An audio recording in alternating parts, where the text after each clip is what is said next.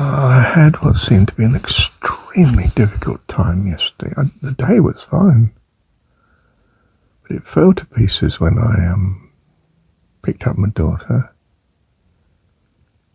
and by the grace of God and the devotion of both mum to daughter and me to daughter, we avoided, or we handled the crisis. I say we, I mean that's an incredible statement, because we were united by one purpose, and that was to make sure our daughter didn't, well, if something horrible didn't happen to our daughter. And she being 12 and, adolescent time, isn't it? I'm not the most stable of responses to the frustrations of life, and decided she'd walk home or on her own. Oh my goodness, now, you can't use force in the modern world, and I realised I must somehow just keep with her. I'm driving the car. Home is about, 2.5 kilometres away. And busy streets. It's afternoon, somewhere around, 4 o'clock. There's a fair amount of traffic. For New Zealand, we live in an urban area. It's Hamilton, which is, it can get very busy, get choked up with cars. Wasn't particularly choked up, but it was a busy time. It was good sunny weather.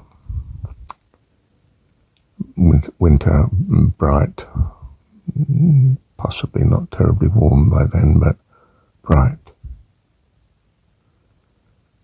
And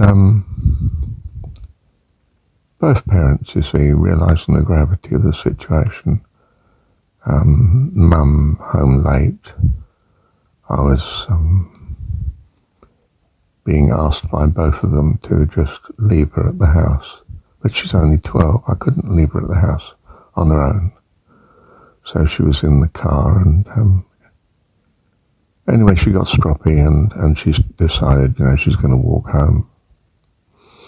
Dad's all wrong, So Dad has to meekly follow her, of course, down the road in the car. It looks as though I was stalking this young girl, didn't it? I mean, it's my daughter. I don't mean I was accused of stalking. I don't mean that, but I just felt, oh my goodness, I mean, how did I find I'm in this situation? I mean... Right. Priority then, minimize collateral damage. Keep absolutely focused. And what is your priority? Simply that she gets out of this safely. Busy streets, she's not used to this sort of, especially under emotional stress, walking a busy street on her own. There's a few crossings to cope with, including a level crossing. More concerning is there's a major junction with traffic lights all over the place, slip lanes. It's always busy. There's advertising hoardings, so that part of the mind of people is elsewhere anyway, Everything you don't want from an urban society is between her and getting home. Right. And of course, yellow dotted lines everywhere. You can't just simply keep doing a few hundred meters and then stopping in front of her, let her walk past the car again and wait until she's beginning to get out of sight and drive ahead of her again. And it's not ideal circumstances. So, don't want to drag my ex into this, really. It's not wise. She's incredibly against me. She'll use anything she can to make my life horrible. So, I think nonetheless we could shorten this walk if she was coming the other way in the car. So I say to her, I phone up, you see. I say, Aria is on her way home. She's walking. I'm following her. The best thing you can do is get in the car and drive towards us. She's coming along. It was a street called Killarney. And I said, she's got a few major junctions to cross, especially the one crossing the major bypass road. Well, what used to be the bypass anyway. It's still extremely busy. Stay on your side of that junction. I'll continue following her until I get to that junction. And if you're not there, well, I'll continue following her. This is the obvious thing. Words to this effect, you see. So I'm absolutely direct. And she, of course, realizes, thank goodness, that for once, put lack of cooperation out the window. Just do what seems to be best for Aria. And she does, thank God. Bless her. So we don't say anything else. Phone down. She does exactly that. I actually lost visual contact with her when I got to the major junction because, I saw her run across well, not really, but another junction. She, ran across part of the slip road of it. I wasn't too happy about that, but still, that wasn't too, there was someone else similarly doing so. But anyway, when I got to the major road junction, I'd lost track of her. So I went across the junction because I felt she must have gone beyond. I wasn't sure, actually. And so I went across the junction, but once you're committed to the junction, you've got to keep going, haven't you? Well, a minute or two passed, and then I saw my ex's car, and I was pretty sure all was well in that Aria was in it. They drove past, I think it was in the other direction somehow, and fortunately it's a rather unusual model car in that there's only one or two of them around, and that was good. So, greatly relieved, I went home. Crisis over. But of course, consequence, how much is my ex going to make of this? How will she use it against me at some future date if she possibly can? I'm not being negative here. I'm just speaking from, would you believe it, as much as, I don't know, 9 years of experience. You can't believe that anyone would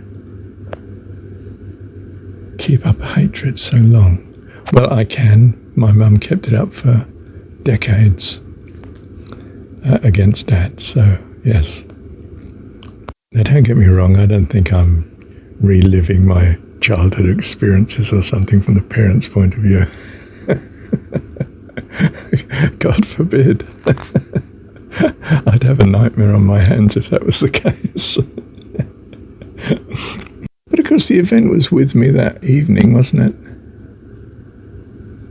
And I'm thinking, how did that mess up? And have I messed up now?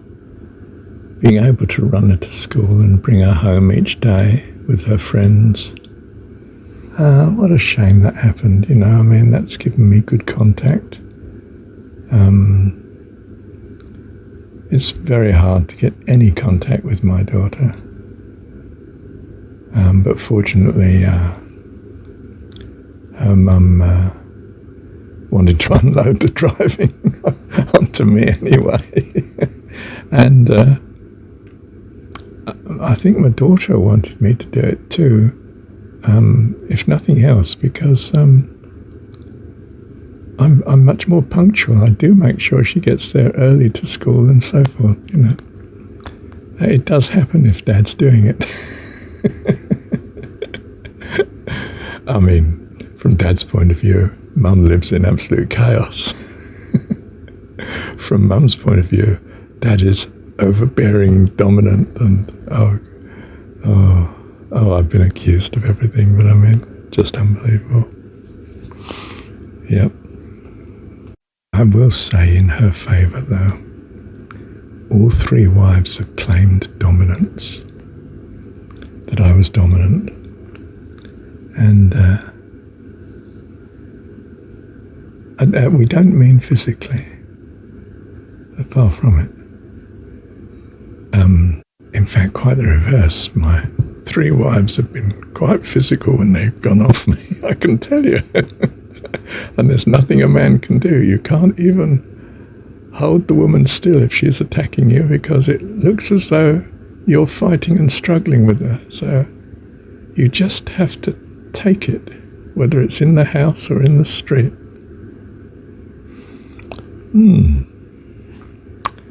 Such are my experiences of married life. But they're the highlights or the lowlights of such. All three have been wonderful wives in their way. Yes, to the point. The aftermath is, I think, I've messed this up. So what do? I round on God and say, well, you're an all-powerful God and you love me. If you're bringing the